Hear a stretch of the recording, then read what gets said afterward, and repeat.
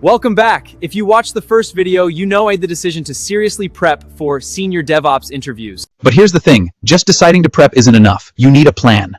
And in this video, I'm breaking down exactly how I planned which topics to study, in what order, and how deep to go into each one. So stick around as I walk you through the prioritization matrix that became my study roadmap for the next 6 months.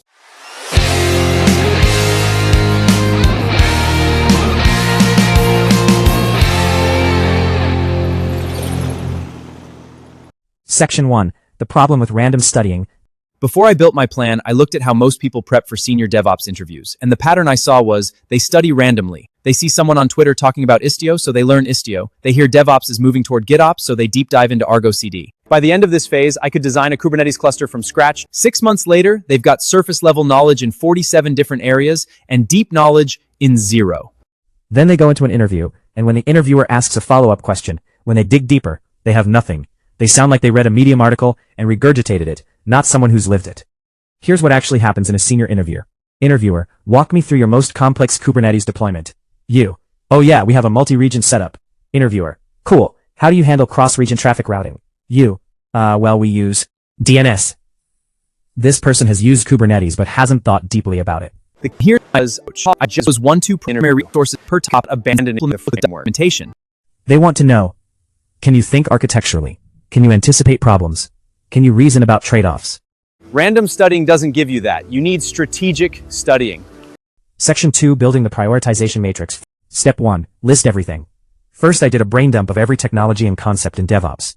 Linux fundamentals, container technology, Docker, Podman, CRI runtimes, Kubernetes and all its components, infrastructure as code, Terraform, CloudFormation, Pulumi, CI/CD, Jenkins, GitLab CI, GitHub Actions, cloud platforms, AWS, GCP, Azure, monitoring and observability, security and compliance, networking, databases, serverless, GitOps, backup and disaster recovery, cost optimization, and so on.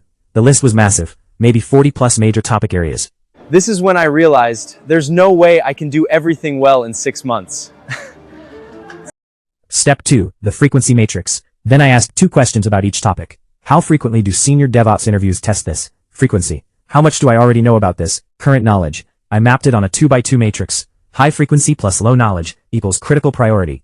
These are things that come up in almost every interview, and I don't know them well. Examples: Kubernetes advanced deployments, Terraform state management, CI/CD pipeline design. High frequency plus high knowledge, maintain. These are things I already know well, so I just need to refresh. Examples: Docker basics. Basic AWS concepts. Low frequency plus low knowledge equals opportunity if time allows. These are niche topics that might come up. Examples: Service Mesh, eBPF. I'd study if I had extra time, but they're not critical. Low frequency plus high knowledge equals skip. Why spend time on something you know and nobody asks about? Examples: obsolete tools, hyper-specialized areas. What this looked like. For example, for my assessment. Critical priority deep dive. Kubernetes internals and architecture. Advanced Terraform patterns. AWS multi-region architecture. System design for infrastructure. Distributed systems concepts. Linux kernel basics. CI/CD best practices. Maintain light refresh. Container basics, cloud storage options, monitoring tools, basic networking. Opportunity, service mesh, GitOps tools, custom Kubernetes operators. Skip, hyper-specific cloud services I've never needed. Deprecated technologies. Section 3, the depth decision. How I decided how deep to go. For critical priority topics, I had to decide, how deep is deep enough? I used 3 criteria. Criterion 1, can I explain it from first principles? This is the bar for deep understanding. If someone asks me about Kubernetes scheduling, can I explain it without notes? Can I describe how the scheduler works? What affects its decisions? How to think about resource requests and limits? Common pitfalls and how to avoid them. If I can do that, I've got depth. Criterion 2. Can I defend technical decisions based on this? If I've built a system using this technology, can I defend why I chose it? Can I articulate what problem it solves? Why it's better than alternatives? What trade-offs I accepted? What could go wrong? This is the difference between surface level and real understanding. Criterion 3. Can I troubleshoot a problem without Google? This is the practical test. If something breaks, can I reason about why it broke? Can I state hypotheses about the root cause? Design experiments to test those hypotheses. Fix it based on my understanding, not trial and error. If I can do this, I truly understand it. Applying this framework. For Kubernetes, this meant I needed to read the official docs on how the scheduler works, read the source code, at least key parts, build Kubernetes from scratch in my home lab, troubleshoot real cluster issues, explain it to someone who doesn't know Kubernetes. That's deep understanding. That takes weeks, not days. For every critical priority topic, I asked, what would it take to meet these 3 tests? Then I planned that into my schedule. Section 4, Time Allocation. How I divided my 6 months. I was at 10 months and approximately 90 minutes in study time per day for 5 days a week. That's about 1,800 minutes core studies time total. I then allocated time based on criticality. Month 1. Foundations, 290 minutes. Linux Fundamentals, 60 min. Container Basics, 60 min. Distributed Systems Theory, 80 min. System Design Mindset, 90 min. Months 2-3, Core Technology Deep Dives, 580 minutes. Kubernetes, 200 min. Terraform and IAC, 180 min. AWS Architecture, 150 min. CI/CD Design, 50 min. Months 4-5, Interview Specific, 580 minutes. System Design Problems, 150 min. Mock Interviews, 180 min. Weak Areas Revisited, 150 min. Behavioral Prep, 100 min. Month 6, Polish and Buffer, 350 minutes. Final Weak Spots, 150 min. Practice Problems, 100 min. Rest and Recover, 100 min. Notice, I spent roughly 30% on Foundations, 30% on Core Tech, 30% on Interview Prep, and 10% on Buffer. That distribution felt right. Daily Schedule. I then broke this into a weekly structure. Monday, Wednesday, 45-minute study. Focused learning of new concepts. Reading documentation.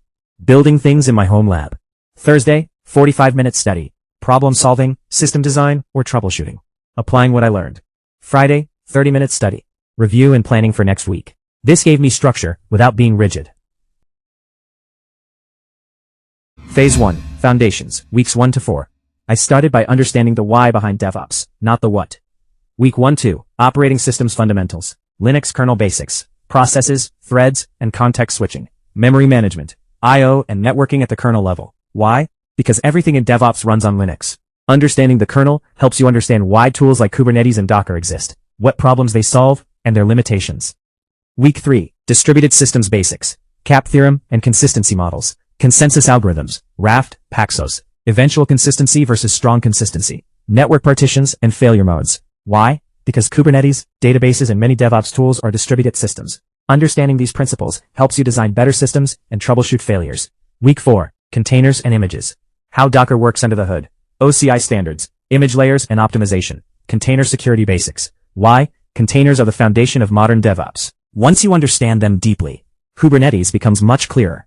Phase 2, Kubernetes Deep Dive, weeks 5-8. Now that I understood the foundations, Kubernetes clicked into place. Week 5, Kubernetes Architecture and Components. API Server, etcd, Scheduler, Controller Manager, Kubelet and kubeproxy, CNI, CSI, CRI standards. How all components talk to each other. I read the Kubernetes docs, watched architecture talks, drew diagrams. Week 6, Advanced Deployments and Scaling. Deployment Strategies, Rolling, Canary, Blue-Green, Stateful Sets and Daemon Sets. Resource Requests and Limits, Horizontal and Vertical Auto-Scaling.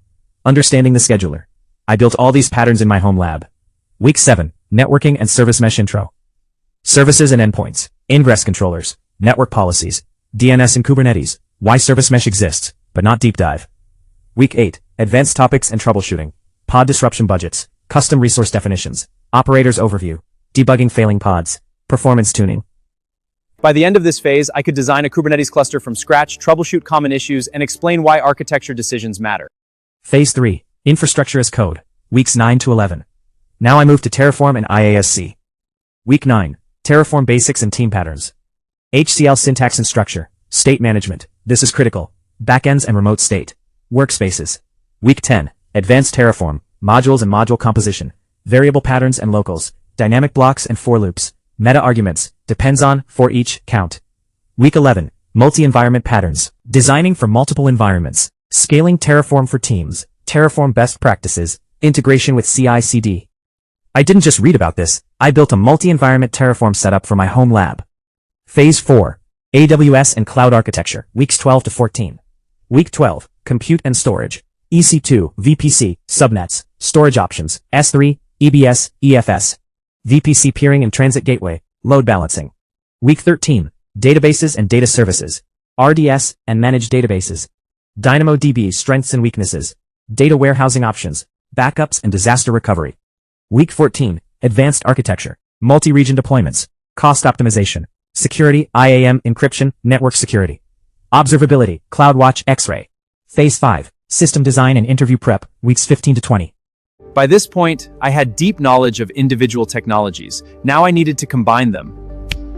Weeks 15-16, System Design Framework. How to approach system design problems. Thinking about scale. Trade-offs in architecture decisions. Real-world constraints and problems. Week 17 to 19. Practice system design problems. Designing a CI/CD system.